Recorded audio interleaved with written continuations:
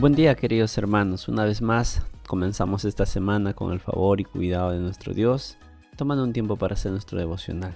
Y recordemos, el compromiso no solo tiene que ver con el esfuerzo para los logros grandes y visibles, sino en tener un corazón que sigue esforzándose aunque nadie lo ve. Oremos. Capítulo 9. A causa pues de todo esto, nosotros hacemos fiel promesa y la escribimos, firmada por nuestros príncipes, por nuestros levitas y por nuestros sacerdotes. Capítulo 10. Los que firmaron fueron Nehemías el gobernador, hijo de Acalías, y Sedequías, Seraías, Azarías, Jeremías, Pasur, Amarías, Bilgai y Semaías. Estos eran sacerdotes.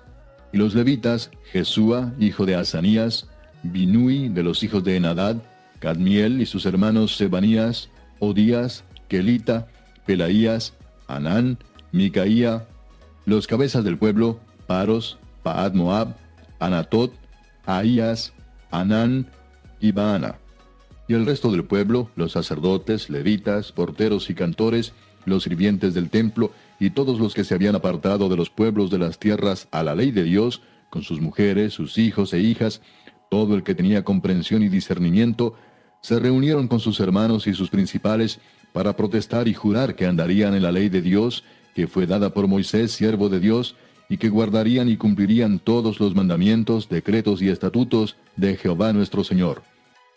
Llegamos al capítulo número 10 y este es un capítulo bastante pesado para leer, porque si comenzamos a darle lectura vamos a encontrar que es una lista de nombres que se van dando aquí, pero que tienen una conexión con la parte final del capítulo 9. En el capítulo 9 hemos visto al pueblo en oración, una oración muy extensa y larga, recordando el favor de Dios en todos los años de la vida de Israel, y termina con el versículo número 38, donde dice que el pueblo se juntó y justamente tomó un compromiso para poder servir al Señor. Hicieron un pacto, de alguna manera todos tomaron conciencia de lo que implicaba el escuchar la palabra de Dios, el humillarse delante de Dios y responder en obediencia. Lo que me gusta de este versículo número 38 que conecta el capítulo 10 es que ellos hacen un compromiso de obedecer a Dios. Y qué bonito es ver que esta palabra de compromiso, de comprometerse, es la raíz de lo que nosotros ahora entendemos como la palabra amén, que traducido pues no es así sea. Y justamente vemos que esta palabrita aparece aquí, hamam, que es justamente la raíz de nuestra palabra amén. Entonces cuando usted termine su oración y dice amén, pues está asumiendo un compromiso de alguna manera, está dando por sentado que lo que usted ha dicho es algo que lo va a cumplir, y no solamente en la promesa de Dios, sino también en lo que usted está dispuesto a emprender en ese momento. Entonces este capítulo 10 es antecedido por un compromiso hecho por el pueblo. Y aquí viene lo importante, porque en el capítulo 10 vamos a ver una larga lista de personajes: Seraías, Azarías, Pasur, Hatús, Harim, Daniel, Abías, Migal, Micaías, Sakur, Bani, Asdad, Bebai, una serie de nombres que si algún día usted quiere tener nombres para sus hijos, acá tiene una extensa lista de 84 nombres que representan justamente ese llamado al compromiso que asume todo el pueblo. Obviamente el liderazgo es el primero. Nehemías es el que encabeza la lista de aquellos que firman este compromiso. Luego de Nehemías vienen más adelante en el versículo número 2 los sacerdotes que lo acompañaban, los mismos que estuvieron junto con Nehemías en el capítulo anterior. Y en el versículo número 9 aparecen los levitas, los que estuvieron comentando la ley de Moisés en el capítulo anterior. En el versículo 14 aparecen las cabezas de las familias, los padres, los ancianos, justamente haciendo ese compromiso delante de Dios de obedecer y a partir de ahora vivir para honrar a Dios.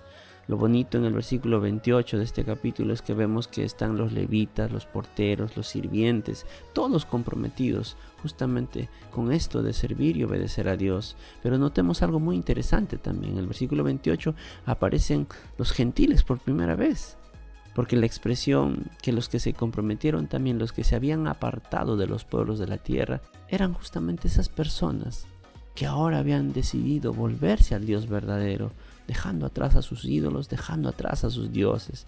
Y entonces vemos que este llamado al compromiso de la obediencia, todos en Jerusalén deciden ejecutarlo. Entonces esto nos habla de una manera muy interesante lo que es asumir compromisos. Ahora me vengo a recuerdo en el año 1943-44, cuando estaba la Segunda Guerra Mundial en su momento más álgido. El primer ministro de Inglaterra, Winston Churchill, se presentó ante el Congreso de su país, ante el Senado, y dijo uno de los discursos que rememora una de las frases más desafiantes para todo líder. Él dijo que la victoria, el triunfo sobre el mal, se iba a dar con sangre, sudor y lágrimas. Un llamado justamente a una entrega total, un compromiso absoluto con ese propósito grande que era liberar a su pueblo de esta opresión del nazismo. Y la historia nos muestra que definitivamente costó sangre, sudor y lágrimas llegar a la victoria en esta Segunda Guerra Mundial por parte de los aliados contra el imperio alemán. Entonces vemos aquí que hay evidencia en la historia que el compromiso va a demandar esfuerzo, sacrificio, disciplina. Y cuando vemos en el tiempo de Nehemías que todos estos levitas, sacerdotes, las cabezas de las familias, sirvientes, los gentiles deciden volverse a Dios, ellos entienden que a partir de ahora tiene que emprender un camino de esfuerzo, un camino de verdaderamente lucha, incluso consigo mismo, porque vamos a ver en los capítulos que vienen justamente esa gran pugna que hay al interior incluso de las propias familias por obedecer a Dios. Entonces entendemos y vemos que la palabra de Dios nos enseña mucho, que seguir a Dios demanda un compromiso grande. Jesucristo mismo en la cruz y antes en el tiempo de estar en la oración en Getsemaní estaba derramando su corazón porque él estaba comprometido con cumplir la voluntad de Dios. El apóstol Pablo, en medio de la soledad, cuando está en la segunda carta a Timoteo, le escribe a Timoteo: aunque todos me han dejado, aún yo estoy dispuesto a entregar mi vida, pero por cumplir justamente ese llamado que Dios me ha hecho. Cuando vemos a los demás discípulos sirviendo al Señor hasta los últimos de los días, como nos dice la tradición histórica, vemos que el compromiso que ellos asumieron les costó la vida. Entonces, como creyentes, nosotros ahora vivimos en una generación que no asume compromisos, una generación que se evade de esta realidad de asumir responsablemente lo que implica cada etapa de la vida. La juventud tiene el compromiso del esfuerzo. El ser adultos demanda el compromiso de ser sabios. El que es padre demanda la responsabilidad y compromiso grande de liderar, de guiar, de encaminar a su familia en pos del Señor.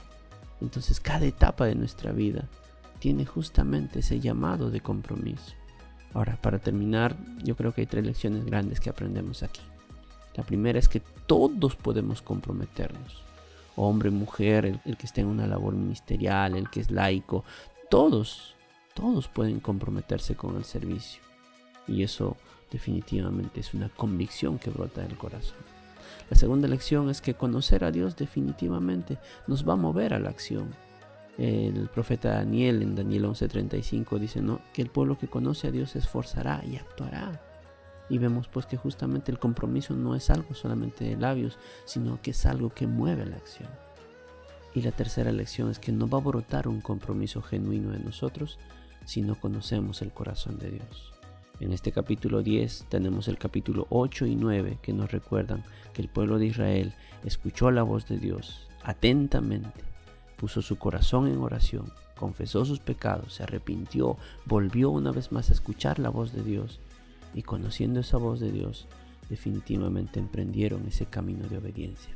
Si no conocemos el corazón de Dios, si no conocemos de Dios, definitivamente no va a brotar compromiso en nosotros.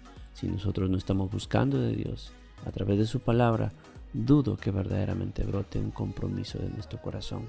Quizás lo único que hagamos son actos superficiales y visibles, pero que al final no impactan en el corazón.